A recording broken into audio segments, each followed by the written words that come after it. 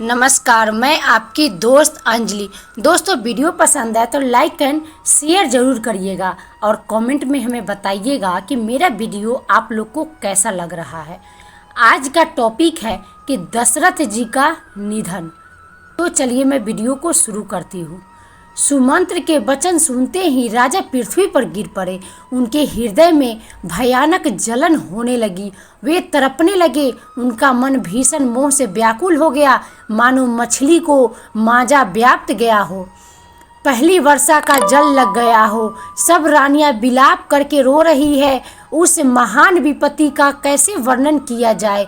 उस समय के विलाप को सुनकर दुख को भी दुख लगा और धीरज को भी धीरज भाग गया। राजा के रावले में रोने का शोर सुनकर अयोध्या भर में बड़ा भारी कोहराम मच गया। ऐसा जान पड़ता था मानो पक्षियों के विशाल वन में रात के समय कठोर वज्र गिरा हो। राजा के प्राण कंठ में आ गए, मानो मणि के बिना सांप व्याकुल हो गया हो। इंद्रियां सब बहुत ही विकल हो गई, मानो बिना जल के तालाब में कमलों का वन मुरझा गया हो।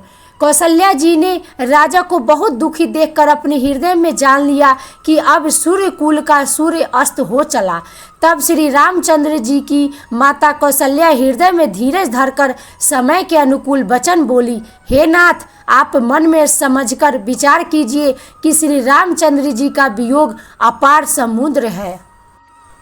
अयोध्या जहाज है और आप उसके कर्णधार है। सब प्रियजन ही यात्रियों का समाज है जो इस जहाज पर चढ़ा हुआ है। आप धीरज धरिएगा तो सब पार पहुंच जाएंगे, नहीं तो सारा परिवार डूब जाएगा। हे प्रिय स्वामी, यदि मेरी विनती हृदय में धारण कीजिएगा तो श्री राम लक्ष्मण सीता फिर आ मिलेंगे। प्रिय पत्नी कौशल्या के कोमल वचन सुनते हुए राजा ने आंखें खोलकर देखा, मानो तड़पती दीन मछली पर कोई शीतल जल छिड़क रहा हो। धीरज धरकर राजा उठ बैठे और बोले, सुमंत्र कहो, कृपालु श्री राम कहाँ है, लक्ष्मण कहाँ है, स्नेही राम कहाँ है और मेरी प्यारी बहू जानकी कहाँ है। राजा व्याकुल होकर बहुत प्रकार से विलाप कर रहे हैं। वह रात युग के समान बड़ी हो गई, बीतती ही नहीं। राजा को अंधे तपस्वी के साप की याद आ गई। उन्होंने सब कथा कौशल्या को कह सुनाई। उस इतिहास का वर्णन करते करते राजा व्याकुल हो गए और कहने लगे कि श्री राम के बिना जीने की आशा को धिक्कार है। मैं उस शरीर को रखकर क्या करूँगा जिसने मेरा प्रेम का प्रण नहीं निभाया। हाँ, रघुकुल को आनंद देने वाले मेरे प्राण प्यारे राम, तुम्हारे बिना जीते हुए मुझे बहुत दिन बीत गए। हाँ जानकी लक्ष्मण, हाँ रघुवर, हाँ पिता के चित्त रूपी चातक के हित करने वाले मेघ, राम राम कहकर फिर राम कहकर फिर राम राम कहकर और फिर राम कहकर राजा दशरथ श्री राम के विरह में शरीर त्याग कर सूरलोक को सिधार गए। जीने और मरने का फल तो दशरथ जी ने ही पाया, जिनका अनेकों ब्रह्मांडों में छा गया। जीते जी तो श्री रामचंद्र जी के चंद्रमा के समान मुख को देखा और श्री राम के विरह को निमित्त बनाकर अपना मरण सुधार किया। सब रानियां शोक के मारे व्याकुल होकर रो रही है। वे राजा के रूपशील और बल तेज का बखान कर करके अनेकों प्रकार से विलाप कर रही है और बार बार धरती पर गिर गिर कर पड़ती है। दास दासीगण व्याकुल होकर विलाप कर रहे हैं और नगर निवासी घर घर रो रहे हैं। कहते हैं कि आज धर्म की सीमा, गुण और रूप के भंडार, सूर्यकुल के सूर्य अस्त हो गए। सब के कई को गालियां देते हैं जिसने संसार भर को बिना नेत्र का अंधा कह दिया। इस प्रकार विलाप करते रात बीत गई। प्रातः काल सब बड़े बड़े ज्ञानी मुनि आए। तब वशिष्ठ मुनि के समय के अनुकूल अनेक इतिहास कहकर अपने विज्ञान के प्रकाश से सबका शोक दूर किया। वशिष्ठ जी ने नाव में तेल भरवाकर राजा के शरीर को उसमें रखवा दिया। फिर दूतों को बुलाकर उनसे ऐसा कहा, तुम लोग जल्दी दौड़कर भरत के पास जाओ, राजा की मृत्यु का समाचार कहीं किसी से न कहना। जाकर भरत से इतना ही कहना कि दोनों भाइयों को गुरुजी ने बुलवा भेजा है। मुनि की आज्ञा सुनकर धावन दूत दौड़े। वे अपने वेग से उत्तम घोड़ों को भी लजाते हुए चले। जब से अयोध्या में अनर्थ आरंभ हुआ तभी से भरत जी को अपशकुन होने लगे। वे रात को भयंकर स्वप्न देखते थे और जागने पर करोड़ों तरह की बुरी कल्पनाएं किया करते थे। अनिष्ट शांति के लिए वे प्रतिदिन ब्राह्मणों को भोज कराकर दान देते थे।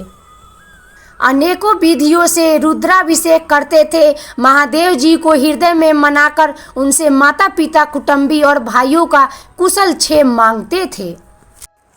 भरत जी इस प्रकार मन में चिंता कर रहे थे कि दूत आ पहुँचे।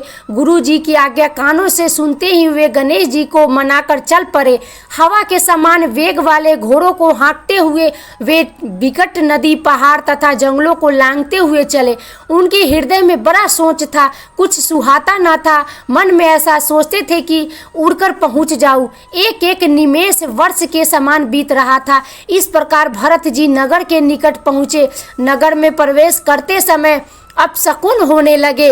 गधे और सियार विपरीत बोल रहे हैं। यह सुन सुनकर भरत के मन में बड़ी पीड़ा हो रही है। तालाब, नदी, वन, बगीचे सब शोभाहीन हो रहे हैं। नगर बहुत ही भयानक लग रहा है। श्री राम जी के वियोग रूपी बुरे रोग से सताए हुए पशु पक्षी, घोड़े, हाथी ऐसे दुखी हो रहे हैं कि देखे नहीं जाते। नगर के स्त्री पुरुष अत्यंत दुखी हो रहे हैं, मानो सब अपनी सारी संपत्ति हार बैठे हो।